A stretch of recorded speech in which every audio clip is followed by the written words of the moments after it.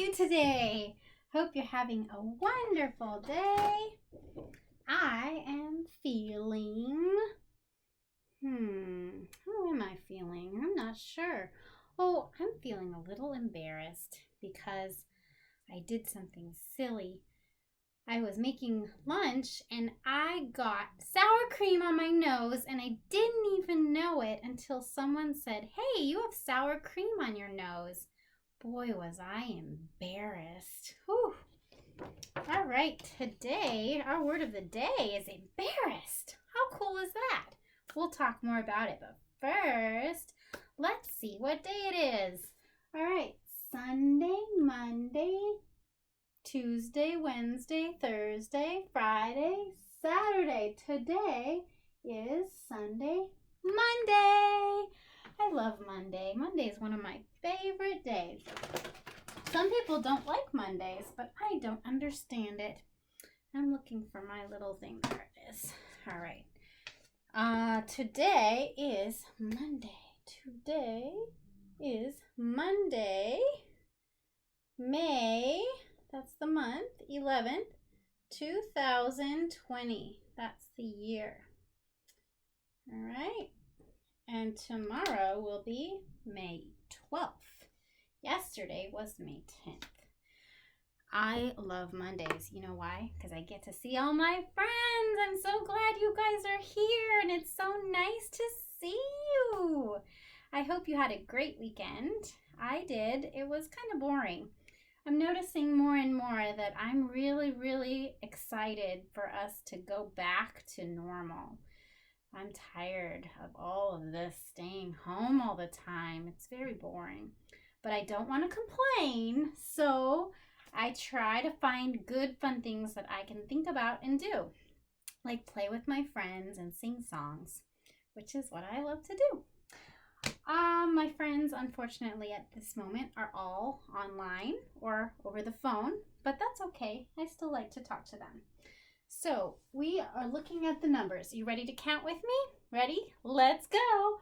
1, 2, 3, 4, 5, 6, 7, 8, 9, 10, 11. Today is the 11th. All right, our word of the day. I told you it was embarrassed. Have you ever been embarrassed? Have you ever been ashamed or humiliated when you did something funny or silly? Here's a quote from Amy Poehler. She's a famous comedian. She likes to make people laugh. She says, "There's power in looking silly and not caring that you do." Amy Poehler. I think it's okay to look silly sometimes. We all do. What might make you embarrassed? Would it be embarrassing if you went to school in your underpants? Oh, yeah. What about if you fall down in front of a whole class and everyone sees you fall down? Ooh, super embarrassing. One of my students this morning said, "I get embarrassed when my dad puts me in the shower." Yep, definitely embarrassing. Another student mentioned that when he was a baby, he got to shower with his mom, and they might have even taken some pictures. Oh, super embarrassing to take naked pictures of your baby. Holy moly. You don't want to see those. No, no, no.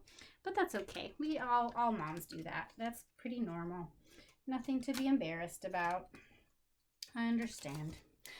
All right, so today we have a math problem. Super, super cool. We're going to do, and I'm going to need my little board. Come back, little board. Where are you? All right, here it is. All right, so on my little buried treasure. Ooh, I love buried treasure. Look, there's 2 treasure boxes, and I've got some necklaces and some jewels. Inside each treasure box is 100 jewels. See, it says treasure box equals 100 jewels. So I made a little chart to help me remember. So on my little chart, I'm going to do 2 boxes, and each box has a 100 in it. 100, 200. Now, let's see. On our diagram, how many necklaces do we have? Let's count. 1, 2, 3, 4. Each necklace has 10 jewels. So we need to draw our necklaces. 1, 2, 3, 4 necklaces with 10 each. So that's 10, 20, 30, 40. So I have 240. Now, how many of the individual pink jewels do I have? I gotta count those too. 1, 2, 3, 4, 5, 6, 7 jewels. So I want to draw 1, 2, 3, 4, 5, 6, 7. Those are each worth 1. Now, what we need to do is we need to figure out how many jewels do we have all together. So we got 200, 10, 20, 30, 40, 240, 241, 242, 243, 244, 245, 246, 247. So I'm going to take my hundreds chart, or not my hundreds chart, but my number chart. And I'm going to put 2 hundreds, 4 tens, and 7 ones. How do we say this number? 247. 247. Now you say it. Oh, very good. 247. That's right. Nice job. That is a big old number. That's a lot of jewels. Man, I wish I had a buried treasure and I'd be rich. All right, today's book is really awesome. If you've ever wanted to learn more about ants, today's the day. We're going to learn all about worker ants and queen ants and gatherer ants that live in the forest. The book is called Ant, and it is by Andrienne Soutter-Perrot. I think it's probably a French person. Illustrated by Monique Felix. So maybe this book has been translated from another language. Yep, it was adapted from French. What do you know? All right. What is an anthill? In the mountain woodlands of Europe, the ground is covered with a carpet of needles, dead leaves, and twigs. Sometimes you may find a spot where all this debris seems to have been cleared into a pile. The pile is shaped like a cone with a rounded top. Its sides slope like a roof, allowing the sun to warm it and the rain to fall off it.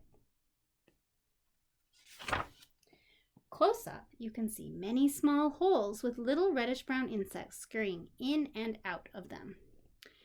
The mound can be up to 3 or even 4 feet high. Beneath it are tunnels dug equally deep underground. That means it could be as tall as you.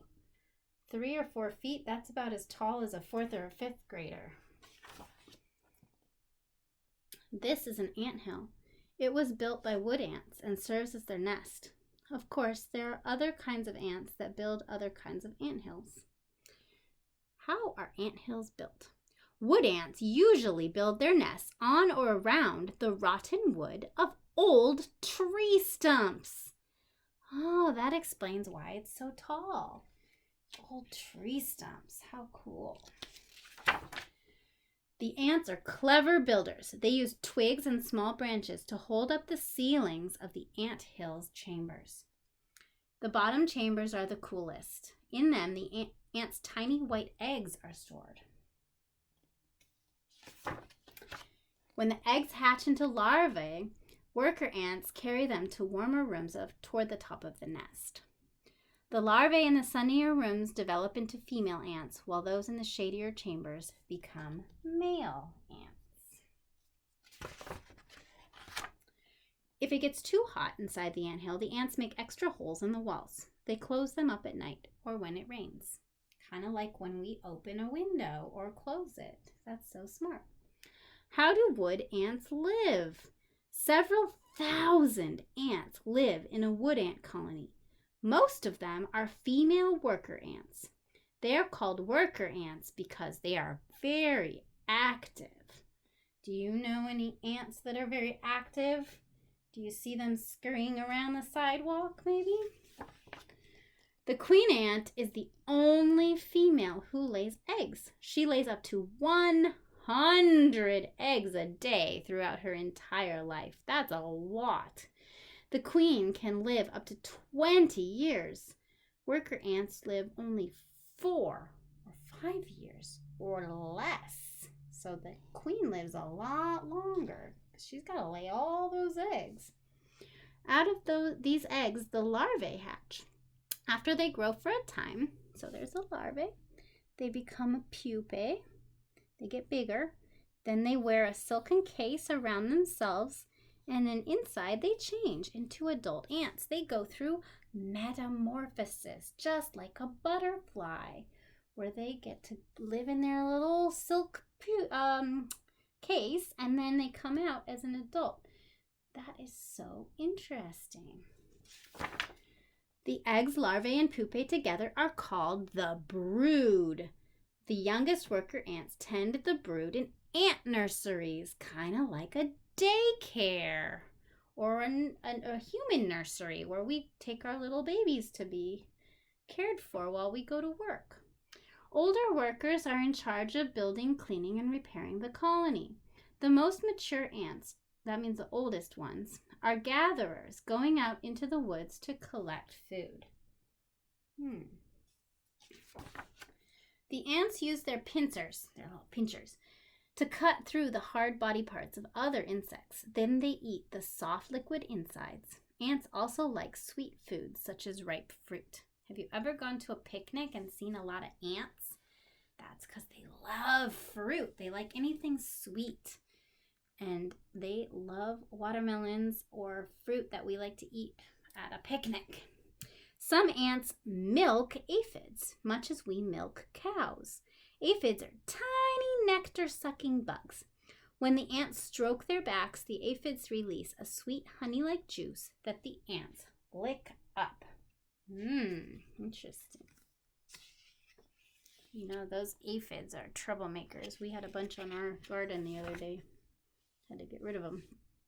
When they find a good food source, the gatherers store a great amount of food in a sort of pouch called a crop. Then they return to the colony. See, they're getting all the food from that fruit, and they're taking it back. So what are they going to do next, I wonder? In the nest, the food is shared with the hungry workers. The gatherers keep only a little food for themselves. In this way, a single gatherer can feed many worker ants. Well, that's good. It's nice of them to share. That's kind of like when mom or dad goes out and buys groceries for the whole family, huh? How do wood ants help us? During the winter, the ants are much less active. The colony stays together in the center of the nest. The walls of the anthill are frozen solid. Woodpeckers may bore holes into the frozen anthill. With their long tongues, they extract large numbers of worker ants, stiff from the cold. Oh no, that woodpecker is going to eat them all. Oh, bummer. Must be hungry. The anthill faces other dangers as well. Insects and ants of other species may invade the colony to steal the eggs and young. Hikers may make a game of wrecking the skillfully built nest. So if you're ever out hiking and you see an anthill, please don't touch it. You don't want to hurt those poor little ants. They're just trying to do their job. And they are very good at it. We should remember that ants play a useful role in the forest. For one thing, they destroy large numbers of insects that do damage to trees.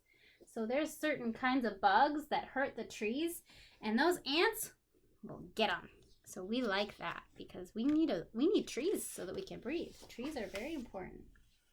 In their constant to and fro motion, ants clean up the soil and move seeds that are sometimes much larger and heavier than they are. These seeds will germinate where the ants leave them. Germinate means it will grow and sprout in the ground. So they move the seeds around, which is very helpful to the other plants. Aphids that are milked by ants produce greater amounts of honeydew. The aphids leave the sweet syrup on leaves and branches. Bees then harvest it and turn it into real honey. Raise your hand if you like honey. Oh, I love honey. It's so sweet. So I like that ants help the bees. That is so cool. A healthy forest is home to many hard-working ants. There are lots of different types of ants. Today we just learned about one type of ants. Can you go tell mom or dad or grandma or grandpa or aunt or uncle something that you just learned and they'll be so impressed and proud of you. I hope you have a great day. I'll see you tomorrow. Bye-bye.